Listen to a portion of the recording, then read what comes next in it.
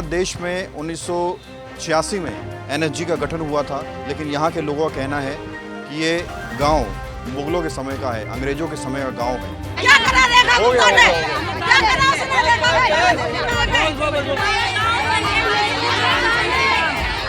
ये जो आपने यहाँ पे मकान घर बनाए हुए हैं ये अनऑथराइज है, वो आप इसको खाली कर दें, नहीं तो इसको डेमोलाइज कर देंगे। और डेमोलाइज तो करेंगे, उसके डेमोलाइज करने का जो खर्चा आएगा ना वो भी आपसे पब्लिक से लिया जाएगा।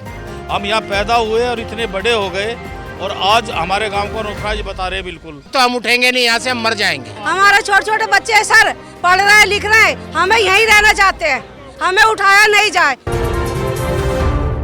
नमस्कार, मैं हूं प्रवीण और इस वक्त मेरी मौजूदगी इंदिरा गांधी एयरपोर्ट के पास महरम नगर गांव में है।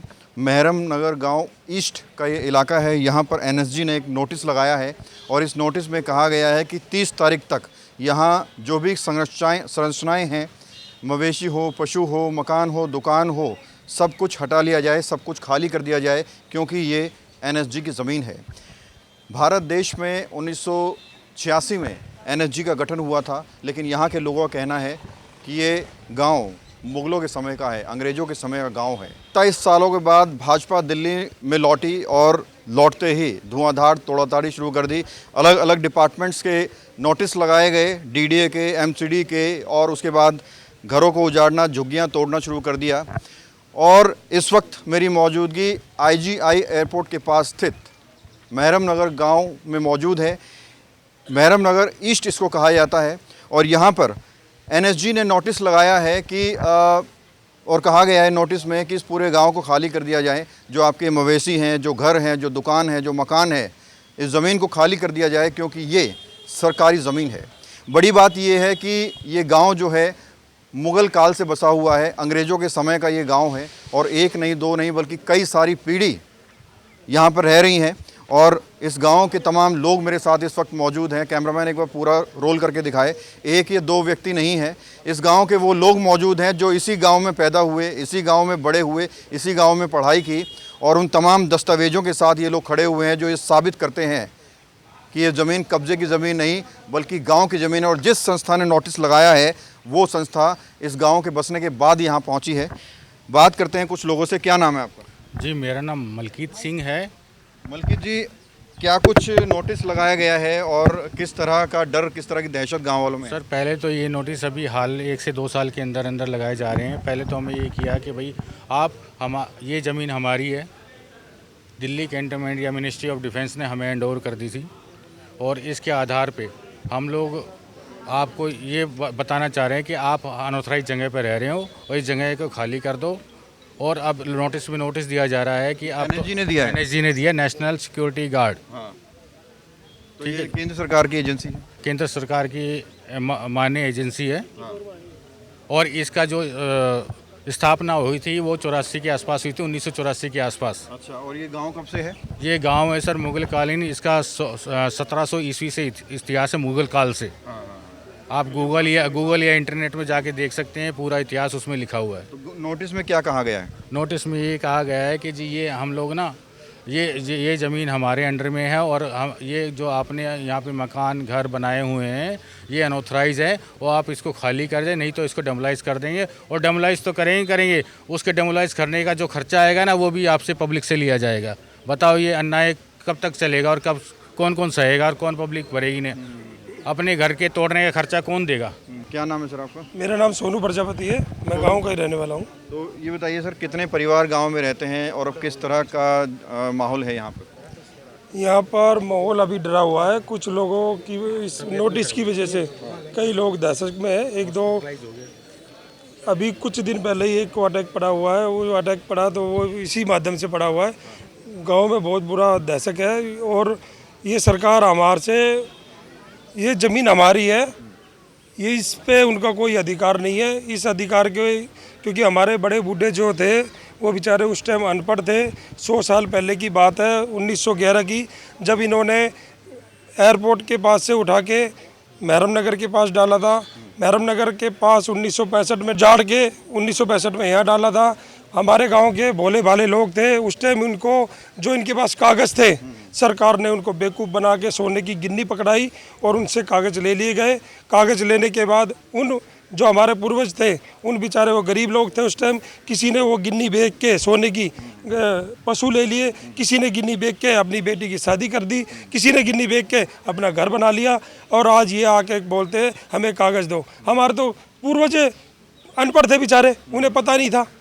100 साल पहले से हम यहाँ रह रहे हैं, आज ये कहते हैं हमारे को कागज़ दो। हम कागज़ कहाँ से लाए जब हमारे पूर्वज जो यहाँ रहते थे उनसे आपने भोले भाले करके गुट्ठे लगवा के सब कुछ ले लिया। ये कैंटोनमेंट बोर्ड कब आया? कैंटोनमेंट बोर्ड भी जब नहीं था, जब हम गाँव था ये। और अगर आपको लगता है कि हम 1965 में आए हैं, एनएसजी को बोलता हूँ मैं, आपको लगता है 1965 में अगर हम यहाँ आए हैं तो 100 साल पहले 1919 में वेस्ट महरम नगर हमारा बड़ा भाई, हमारा आधा परिवार वहाँ रहता है। 1919 में वहाँ रहता है। 1919 में उसको 100 साल हो गए हैं। हम उनसे साथ थे। हमें 2 हिस्सों में बांटा गया, हमें 2 हिस्सों में 1911 में बांटा गया। जब ये रोड बीच में से निकली, ये पुराना गुड़गांव रोड था, ये भी नहीं था इससे पहले पुराना गुड़गांव। अंदर पुराना गुड़गांव रोड था, महरम नगर से, भोगल से, मंगलापुरी से, सरौल गांव से निकलता हुआ यहाँ से जाता था। हमारी साथ धोखा किया जा रहा है। हमारे पूर्वज अनपढ़ थे, गरीब थे, उन्हें नहीं पता था, उनका इन्होंने शोषण किया है, उनके इन्होंने कागज़ ले लिए हैं। और कागज़ लेके आज कम से कम 12 पीढ़ी के बाद ये आज लोगों से बोल रहे हैं कि कागज़ लाओ। हमें क्या पता? हम इतना बता सकते हैं कि वो कागज़ उर्दू में लिखे हुए थे। हम इतना बता सकते हैं कि वह कागज़ इतने बड़े थे।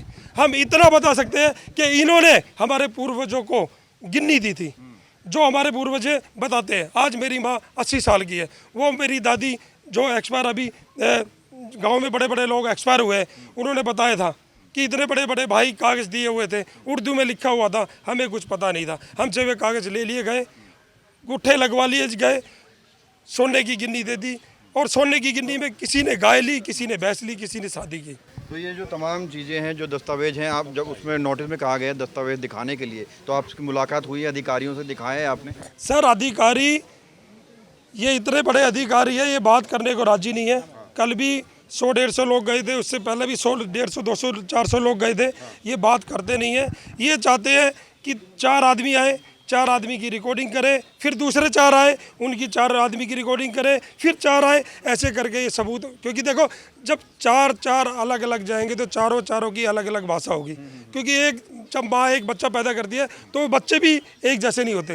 तो जब 4 लोग अलग अलग जाएंगे तो ये अलग अलग भाषा बोलेंगे। ये वो लोग फूट डालो शासन कर रहे हैं। मैं एग्जाम्पल आपको ऐसा दे देता हूँ, आप उस बात पे समझ जाएंगे।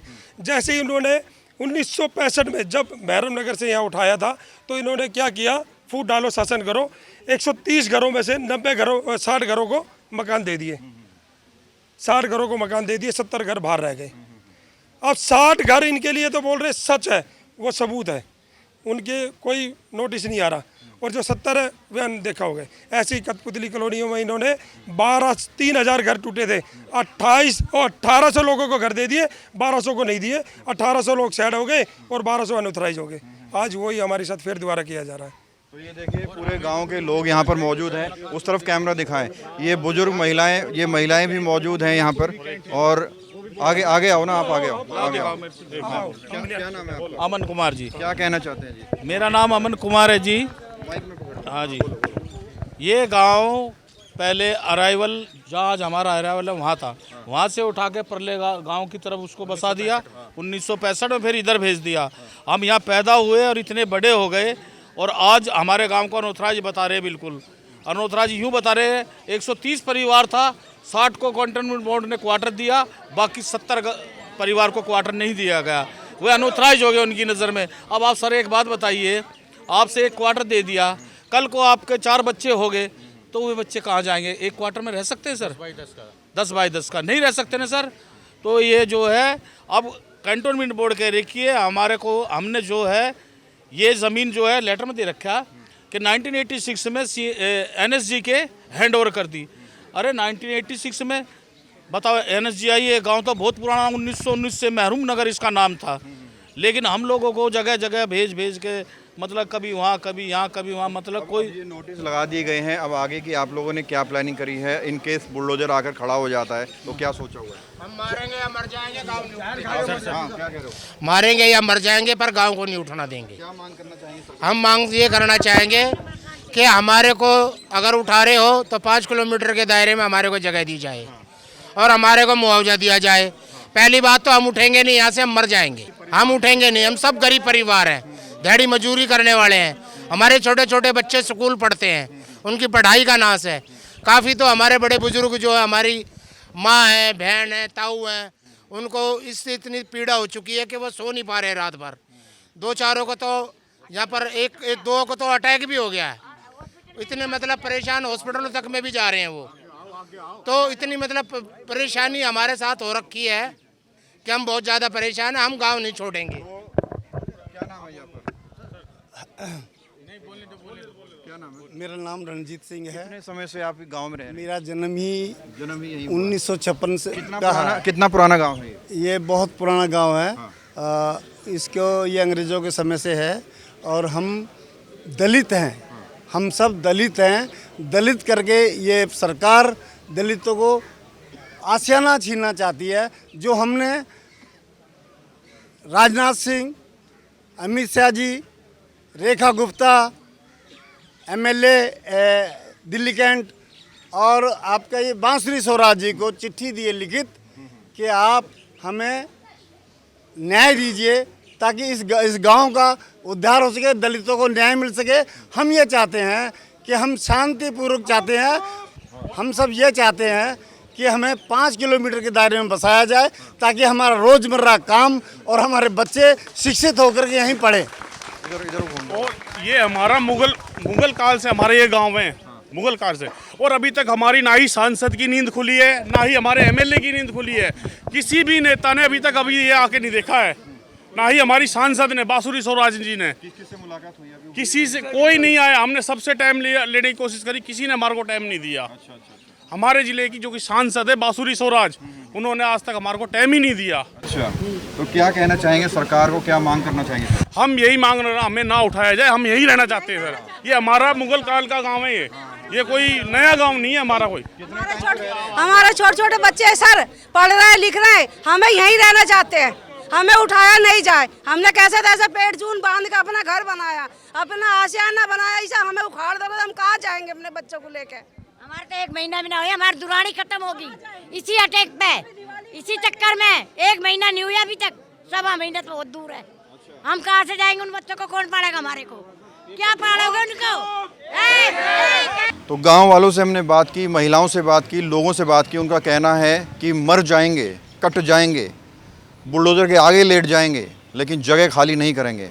उनको कोई मुआवजा नहीं चाहिए, कोई अलग से रहने के लिए ज़मीन नहीं चाहिए, कोई मकान नहीं चाहिए, कोई दुकान नहीं चाहिए। जहां वो रह रहे हैं, जहां उनकी पीढ़ियां रही हैं, वहीं पर वो लोग रहेंगे, वही जगह उनको चाहिए। अब देखना ये होगा कि आने वाली 30 तारीख को प्रशासन क्या कुछ एक्शन लेता है और उसके जवाब में ये गाँव वाले क्या करते हैं। कैमरा जर्नलिस्ट प्रशांत साथ प्रवीण, इंडिया टाइम 24 न्यूज़। खबरों से खबरदार रहने के लिए चैनल को सब्सक्राइब करें और प्रेस करें बेल आइकन। भगत चंद्रा हॉस्पिटल विश्व की सभी आधुनिक और बुनियादी सुविधाओं से परिपूर्ण एक world class multi speciality hospital, Mahavir enclave, Palam डावडी रोड पर स्थित साउथ वेस्ट दिल्ली का एकमात्र मल्टी स्पेशलिटी हॉस्पिटल, जहां 24 घंटे आपकी सेवा में उपलब्ध हैं वेल क्वालिफाइड डॉक्टर्स और हेल्पिंग स्टाफ। डॉक्टर CM भगत द्वारा स्थापित भगत चंद्रा